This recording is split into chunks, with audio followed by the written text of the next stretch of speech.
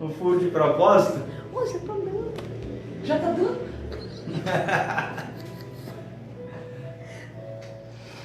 Joia.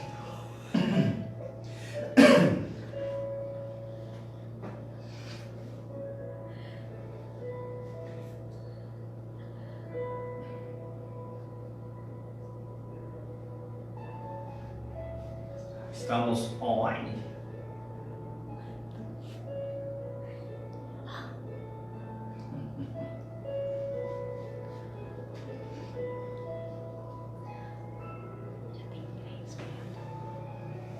Olá pessoal, boa noite. Graça e paz do Senhor Jesus, amém? Agradecemos a Deus pelo dia que Ele nos deu e o cuidado de Deus na nossa vida. E nós estamos aqui para compartilhar com você a palavra do Senhor. Conforme eu já havia compartilhado, eu vou falar nessa noite sobre o tema, é uma pergunta, né? Eu gosto de perguntas. O Covid-19 faz parte da vontade de Deus para a humanidade? Eu quero refletir com você, junto com você, dentro desse tema. É o tema do momento. Nós estamos aí, o mundo todo, né, está envolvido nesse tema. E eu vou compartilhar com você e pensar junto com você durante alguns minutos aqui sobre esse tema. A gente costuma brincar falando assim que quem faz aniversário tem direito a pedir presente, né? Pois é, eu vou pedir um presente para vocês hoje, tá? Eu faço aniversário amanhã. E o presente que eu quero pedir para vocês é para vocês compartilharem nas suas redes essa mensagem de hoje à noite, tá bom? Esse é o melhor presente que você vai me dar, tá certo? Obrigado, hein? Vamos ler a palavra do Senhor então? Romanos capítulo 12, apenas 2 versículos eu quero ler com você. Diz assim, Romanos capítulo 12, versículos 1 e 2. Portanto, irmãos, rogo-lhes pela misericórdia de Deus que se ofereçam em sacrifício vivo, santo e agradável a Deus. Este é o culto racional de vocês. Não se amoldem ao padrão deste mundo, mas transformem-se pela renovação da sua mente, para que sejam capazes de experimentar e comprovar a boa, agradável e perfeita vontade de Deus. Amém? Então vamos aprender um pouquinho sobre a vontade de Deus. Antes, porém, eu quero compartilhar com você uma experiência pessoal.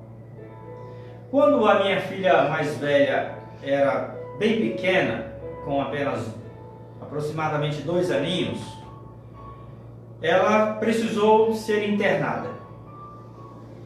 E uma das noites lá no hospital, a enfermeira entrou no quarto com uma bandeja carregando ampolas e injeções. Ela então viu aquelas injeções e se agarrou em mim com muita força, o que é um comportamento natural das crianças. Se agarrou em mim com muita força e perguntou se aquele remédio era para ela. Eu então disse para ela que ela deveria tomar os remédios para ela melhorar, para nós podermos voltarmos para casa. E aí então ela continuou naquela luta comigo, me pedindo para ir para casa, falando que não queria.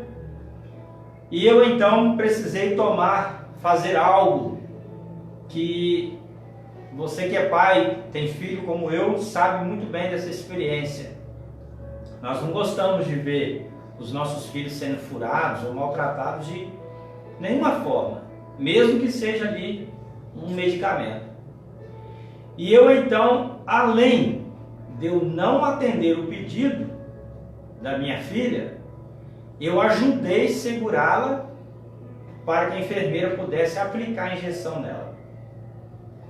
Olha, isso pode ser assim considerado algo muito básico, muito simples para muita gente. Mas para uma criança de 2 anos, 3 anos, isso é algo terrível. Você consegue imaginar o que poderia estar na cabeça dessa criança nessa hora?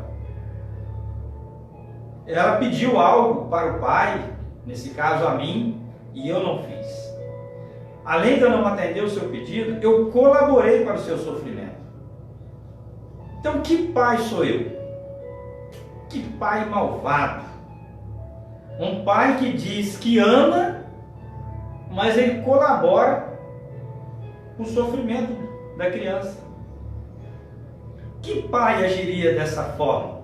Segurando, aumentando a dor e o sofrimento da criança. Mas é claro que ela não sabia que aquele procedimento, embora fosse muito doloroso naquele momento, ele precisava ser feito. Ele fazia parte do tratamento dela. O processo doloroso fazia parte do tratamento dela. Porque sem aquilo ela não ia se recuperar e nós não íamos voltar à nossa casa no outro dia. Eu fiquei pensando sobre isso a respeito da vontade de Deus na nossa vida. Quando cai sobre nós algo que nos incomoda, nós chamamos isso de adversidade, nós chamamos de turbulência, há vários nomes para definir isso. Sofrimento, problemas, enfim, há uma série de nomes. E aí nós olhamos para Deus assim como a minha filha olhou para mim naquela noite e falamos assim com Deus: o Senhor não está vendo isso não? Me ajuda, me tira dessa situação. Ou como ela me disse, né, vamos para casa, vamos sair desse local ruim, desse lugar frio, desse lugar de sofrimento. Me ajuda a sair daqui. E aí eu fico imaginando que o Senhor Deus, como nosso Pai de amor, que nos ama muito mais do que o amor que nós temos pelos nossos filhos, Ele diz assim: não, meu filho, esse sofrimento é necessário para que você seja curado, para que você seja sarado. Esse sofrimento é necessário. Então, onde está a dificuldade? A nossa dificuldade está em compreender esse processo. E eu quero, em primeiro lugar aqui, definir para você essa vontade. A vontade de Deus. O que é a vontade de Deus?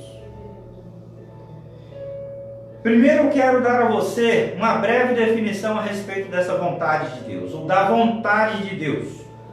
Na teologia trabalhamos com a vontade irresistível de Deus, que trata do aspecto de quando Deus quer algo, quer que algo aconteça, aquilo vai acontecer. Lembram lá do exemplo do profeta Jonas? Deus manda Jonas a Nínive para pregar o evangelho. Jonas vai a outro lugar, tenta fugir. Em dado momento, é como se Deus pegasse Jonas e o levasse a Nínive, mesmo que ele não quisesse ir a Nínive. E ele prega o evangelho. Então a vontade irresistível de Deus, ela vai se cumprir, independentemente daquilo que eu quero, daquilo que eu penso. Se eu for contra Deus, se eu falar para Deus que eu não quero, ela vai acontecer. É a vontade irresistível de Deus. A outra vontade que nós estudamos, isso na teologia é algo didático, isso é para nós termos noção. É a vontade permissiva de Deus. Deus diz ao homem assim, vamos pensar lá no Êxodo 20, os mandamentos. Deus diz assim: não matarás. Aí Deus, o homem, uma determinada pessoa fala assim: eu vou tirar a vida do meu próximo. Deus pode ou não permitir aquilo acontecer. É a vontade permissiva de Deus. Talvez algo da culinária. Você põe sobre a mesa vários alimentos, coisas básicas. Aí você tem várias coisas para você comer. Então você vai escolher, vontade permissiva de Deus, dentro das suas escolhas. Então, quando eu pergunto se o Covid-19 faz parte da vontade de Deus para a humanidade, nós não sabemos se ela se enquadra, se isso se enquadra na vontade irresistível ou na vontade permissiva de Deus. Quando você olha o cenário mundial e você vê várias coisas ruins acontecendo, numa observação primária, você não consegue saber se Deus está naquilo ou não, se é ou não da vontade de Deus que aquilo aconteça. Não tem como você saber. Deus não deu resposta nenhuma para ninguém a respeito disso. Nós não sabemos se a questão do Covid-19 se enquadra na vontade irresistível ou na vontade permissiva de Deus. O fato é que todos nós estamos nesta realidade obscura. Isso todo mundo já sabe, todos nós sabemos. Eu estou trazendo esse tema nesta noite dividido em uma série de questionamentos da parte do homem em relação a Deus com o Covid-19. Então as pessoas perguntam muitas coisas, comentam muitas coisas a respeito do tema, tentam assim, entre aspas, colocar Deus na parede, buscando uma resposta. O homem, o ser humano, ele quer resposta, ele quer achar uma explicação para tudo ou quase tudo que acontece no mundo, na vida dele. Isso faz parte de nós, faz parte do ser humano. As pessoas perguntam, por exemplo, por que Deus não acaba logo com esse vírus? Tem até vídeo na internet de pessoas falando, debatendo, questionando, onde está Deus? Deus não está vendo isso, por que Deus não cura, não acaba com esse problema? Por que Deus está permitindo esse acontecimento? Por que Deus está envolvido nisso? Ou seja, uma série de perguntas que vão ficar sem resposta. Nem tudo Deus vai dar resposta. Quando falamos da vontade de Deus em ação sobre as nossas vidas, a vontade de Deus agindo sobre o mundo, nós não estamos falando de algo que vamos entender com facilidade. E se vamos entender algum dia? Se você está tentando buscar resposta em Deus para o momento atual que nós estamos vivendo, para o momento que a sua família está vivendo, é bem provável que você não tenha resposta. Pode ser que você tenha, mas pode ser que você não tenha. Eu quero aqui dar um conselho a você. Na minha opinião, a minha palavra para você nesta noite é que esse não é o caminho que você deve andar hoje. Enquanto você ficar com isso na sua cabeça, pensando, questionando, debatendo, tentando achar uma explicação, tentando achar uma resposta, eu acredito que a possibilidade de você se frustrar será muito grande. Siga em outro caminho, siga na direção da presença de Deus, do conforto. Entenda que Deus está com você. Mesmo que você seja contagiado, mesmo que esse vírus te alcance, põe sua vida diante dele. Coloque a sua família diante do Senhor. Creia que Ele é o Deus Todo-Poderoso e que Ele pode guardar a sua vida. Ele é o dono da sua vida. Ele não te trouxe até aqui? Você não é alguém presente na realidade atual? Então por que algo diferente iria acontecer? Então esqueça um pouquinho essas questões, as preocupações. Talvez seria até bom você diminuir o seu contato com os veículos de informação, porque muita coisa ali não é verdade. em que você se colocar diante do Senhor como alguém que está aqui para agradecer ao Senhor. Ok? Essa é a primeira dica para você. Olha, dentro desse ponto em que nós não vamos compreender, não vamos entender se isso faz ou não parte da vontade de Deus, seja ela a vontade irresistível ou a vontade permissiva, tem 3 pontos que eu quero destacar para você. O primeiro, Deus não é obrigado a dar explicação a ninguém. Já imaginou? Que Deus seria esse? Que eu chegaria para Ele e faria uma pergunta, porque eu quero encontrar uma resposta, eu quero encontrar uma solução, aí Deus me atende, me dá a resposta. Que Deus seria esse?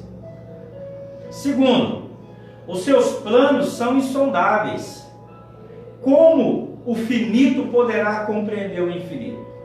Isso não é possível. Eu e você somos finitos. Eu e você somos finitos. Nós não temos condições de compreender Deus. Não adianta você querer achar ou pensar que você vai compreender, que você vai entender Deus. Isso não vai acontecer. Nós não temos essa capacidade. Não temos. E terceiro, na relação entre Deus e humanidade, não existe democracia. Há aqueles que pensam que isso existe, mas isso não existe. Não há democracia na relação entre Deus e humanidade. Há uma teocracia. Deus manda e nós, os seus súditos, obedecemos. É isso que existe. Mas tem gente tentando negociar com Deus, tentando barganhar com Deus, achando que Deus é obrigado a atendê-la a hora que ela quer. Deus não trabalha no nosso plano, porque o nosso plano é um plano imperfeito, é um plano de interesses pessoais. Deus trabalha num plano divino, num plano extraordinário, num plano de amor que eu e você não vamos entender nunca, porque o amor de Deus é imenso, é imensurável. Não há como nós o considerarmos na sua totalidade. Deus trabalha dentro do seu plano, da sua vontade. Seja ela a vontade irresistível, seja ela a vontade permissiva.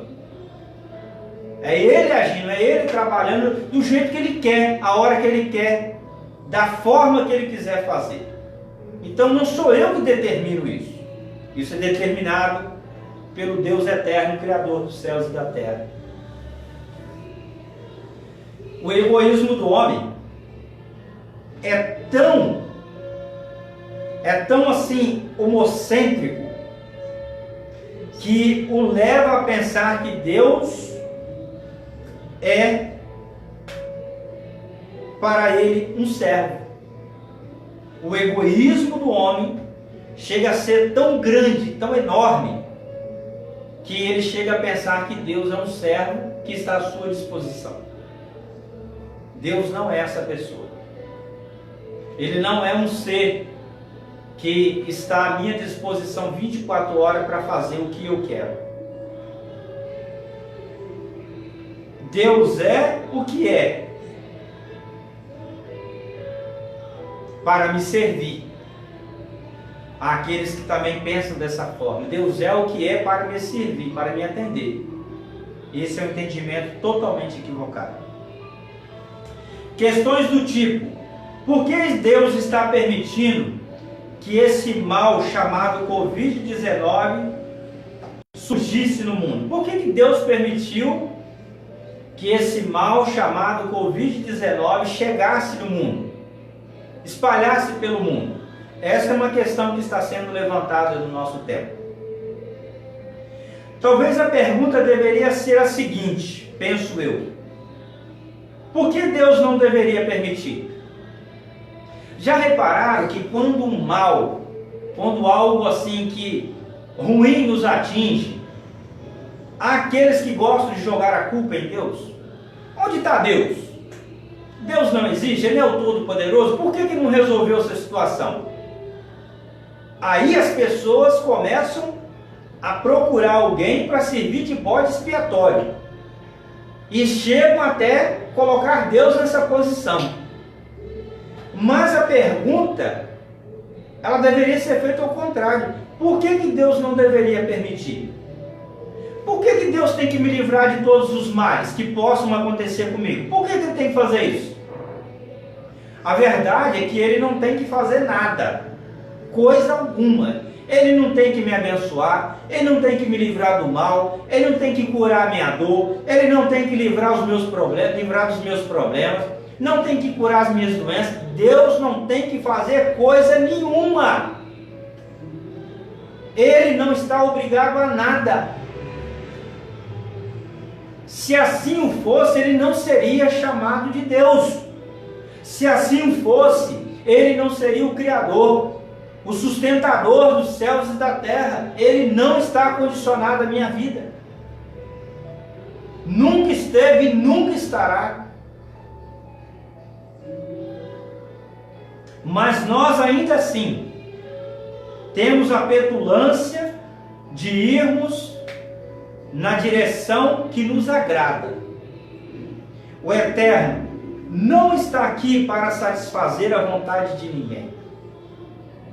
Não é esse o propósito da existência de Deus.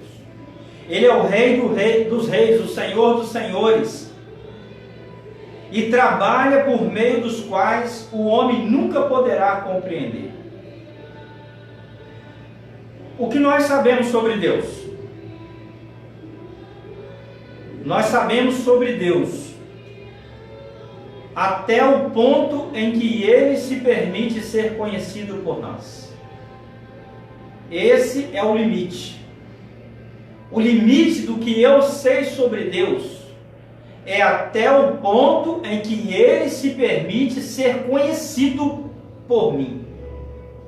Daí para frente, eu não vou saber mais nada sobre Ele. Isso é o limite que Ele estabeleceu. Outro ponto que também está sendo trabalhado é o seguinte: mas quando você é convidado a seguir em frente com a sua vida de acordo com a vontade de Deus, você pensa duas vezes. Interessante essa palavra aqui. Ou seja, o homem, ele cria a seguinte posição: Deus vai me ajudar, vai me abençoar, vai fazer com que eu seja uma pessoa próspera em todas as áreas, porque aqui no Brasil tem um negócio de achar que prosperidade é só dinheiro. E Deus vai me ajudar, vai me abençoar. Mas quando essa mesma pessoa é convidada, é colocado diante dela um plano de Deus para a vida dela, e ela é convidada agora a viver de acordo com a vontade de Deus, aí ela para. Ela começa a pensar duas vezes se ela quer ou não aceitar aquilo. Por que esse comportamento? Porque esse convite vai exigir algumas mudanças em seu comportamento. Seu estilo de vida vai passar por mudanças que você talvez hoje você gosta de fazer, coisas que você gosta de viver, algumas práticas que te dão prazer. E aí quando você é convidado para experimentar a vontade de Deus para a sua vida, você olha para o quê? Para o hoje, para o presente, quem é você, o que você tem, o seu modo de viver, o seu estilo de vida. E aí você olha para a vontade de Deus que agora te convida, te chama, confronta você, então você começa a pesar na balança. Lembra daquele jovem rico?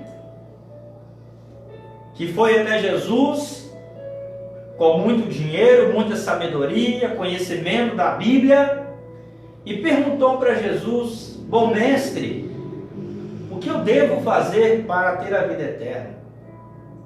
Jesus então citou a ele alguns mandamentos: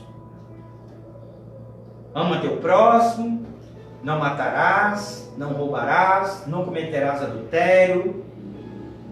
Esses mandamentos estão relacionados ao nosso relacionamento interpessoal com o nosso próximo. Tudo aquilo que vai direto ao nosso próximo. Jesus não citou o primeiro mandamento, o maior mandamento, que é amar a Deus sobre todas as coisas. Mas Jesus caminhou com ele nessa direção. Quando ele disse: Senhor, tudo isso eu tenho guardado, tudo isso eu tenho feito, me falta ainda alguma coisa para ser perfeito? Jesus então olha aquele jovem e diz a ele: olha, você tem que vender tudo que você tem e distribuir a riqueza, sua riqueza toda com os pobres. Aí você terá um tesouro no céu, você pode me seguir. Jesus falou isso com aquele rapaz porque sabia que o coração daquele moço estava na riqueza que ele possuía. Esse era o problema daquele jovem. Talvez, se fosse uma outra pessoa, ela teria uma outra dificuldade. O que Jesus fez na prática com esse rapaz? Jesus disse para ele o seguinte: olha, o que você está fazendo hoje é a sua vontade, é o que você quer fazer. Mas agora eu estou dizendo para você que se você quer me seguir de verdade, você tem que fazer a minha vontade, a vontade do Pai. E a vontade do Pai aqui é que você realmente ponha Deus em primeiro lugar e não o dinheiro que você tem. Então a palavra diz que aquele jovem ficou triste e foi embora e seguiu o seu caminho.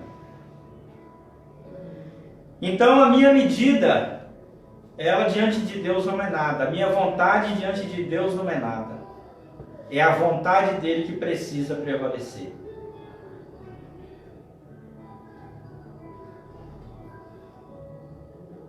Mudanças como essa causam incômodo, causam dor. Algumas mudanças que precisam acontecer na nossa vida quando se trata da vontade de Deus vão nos incomodar.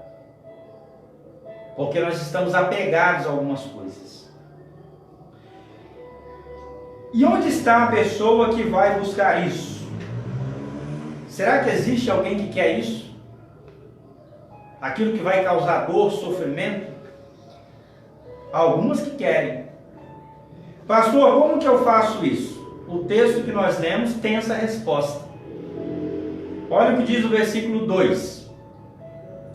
Não se amoldem, não se conformem com o padrão deste mundo, mas transformem-se pela renovação da sua mente, para que sejam capazes de experimentar e comprovar a boa, agradável e perfeita vontade de Deus.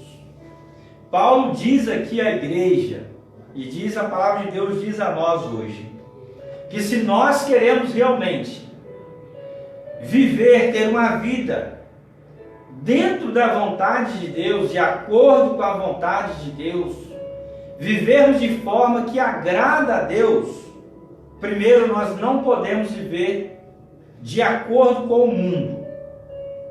Nós não podemos concordar com o mundo. O que é o mundo aqui para Paulo? O mundo para Paulo aqui é o sistema.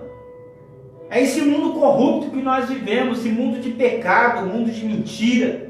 O mundo longe de Deus. O mundo envolvido na desobediência. É esse mundo que Paulo fala. Vocês precisam se afastar desse mundo. Você precisa largar sua vida de pecado. Abandonar seus vícios. Você precisa se voltar a Deus e começar a viver a vontade de Deus. Não se amoldem ao padrão desse mundo. Você não tem que ser igual a todo mundo. E o conselho dele é: mas transformem-se pela renovação da vossa mente. A palavra aqui é metanoia, mudança de pensamento. E a mudança de pensamento, ela vem com a renovação da nossa vida, com novos conceitos, com novos conhecimentos, com uma vida mais perto de Deus, da sua palavra. Talvez você está me ouvindo agora, até tenha a Bíblia na sua casa, mas você lê a sua Bíblia? Porque se você deixar a Bíblia lá fechada, guardada, não vai fazer nada na sua vida, não vai promover as mudanças que ela, como palavra de Deus, pode promover na sua vida. Você tem que ler a Bíblia. Você tem que ter uma vida de oração junto com a sua família.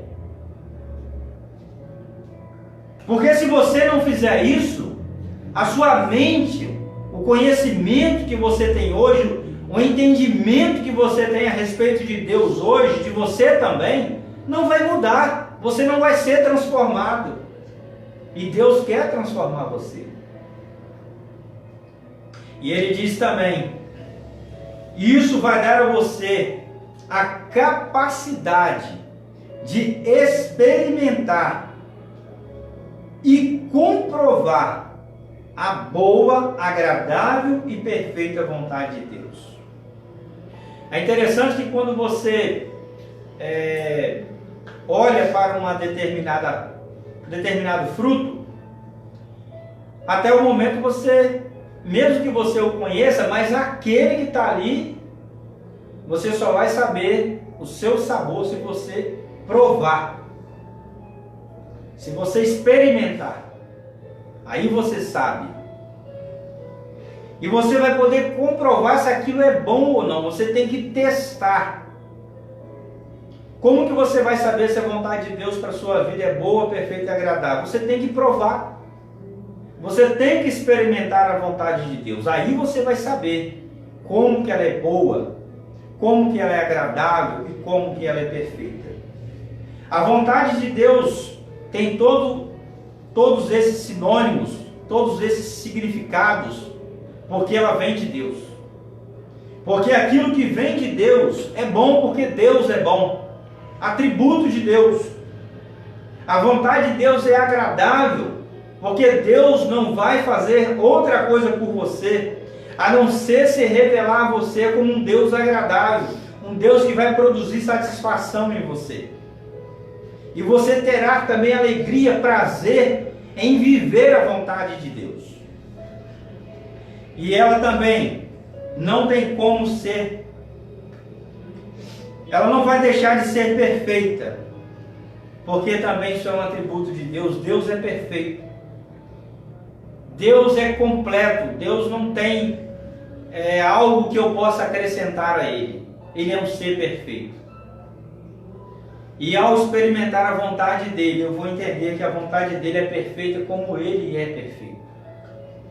Na vontade de Deus você não vai achar erro, não vai achar falhas.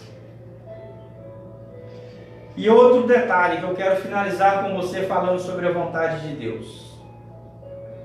Você não deve se preocupar em entender, compreender a vontade de Deus, mas esteja satisfeito em experimentar a vontade de Deus. Isso é o suficiente para mim e para você. Se Deus já me dá esses detalhes de compreender a vontade de Deus, isso pouco me interessa. O importante para mim é fazer e viver a vontade dEle, porque eu já sei que a vontade dEle, ela é agradável, ela é boa, ela é agradável e ela é perfeita, como Deus é perfeito para com a minha vida. Amém? Eu quero finalizar a minha palavra nesta noite orando pela sua vida. E eu quero convidar você, dar a você essa oportunidade de apresentar a sua vida ao Senhor. Certamente está longe de mim saber por quais caminhos você está seguindo. Se você é alguém que está tentando, lutando para viver uma vida que agrada ao Senhor, viver a vontade de Deus na sua vida, ou se você não está nem aí para isso, você não está preocupado com isso, você está vivendo a sua vida, a sua vontade. Mas eu quero nesta noite dar a você essa oportunidade de pensar seriamente em deixar as suas vontades e viver a vontade de Deus. Buscar a vontade de Deus para a sua vida. Em nome de Jesus. Vamos orar? Amado querido Deus, nós te agradecemos e louvamos o santo nome do Senhor nesta noite. Ó Deus, e sobre todas as coisas, pedimos ao Senhor que a tua vontade seja feita independentemente das circunstâncias atuais. Quem somos nós para compreender a tua vontade, Senhor? Mas dá-nos, ó Deus, a condição para aceitar e viver a tua vontade. Ó Deus, em nome de Jesus, que nesta noite, Pai, humildemente eu te peço que o Senhor alcance todos os corações que nesta noite desejam viver a tua vontade. Os abençoe, Pai.